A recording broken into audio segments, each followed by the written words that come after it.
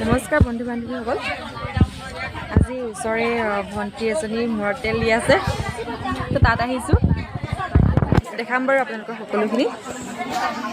বৰ্তমান এনেকৈ শৰাই খোজ দি আছে। বাকী ভিডিঅ'বিলাক মই ইউটিউবত দি থাকোঁ, আপোনালোকে চাব পাৰিব। মই কইনা দিম। অঞ্জনা এফালে চাই দিয়া। অঞ্জনা অঞ্জনা কইনা আজি মূৰত তেল দিয়া হয়।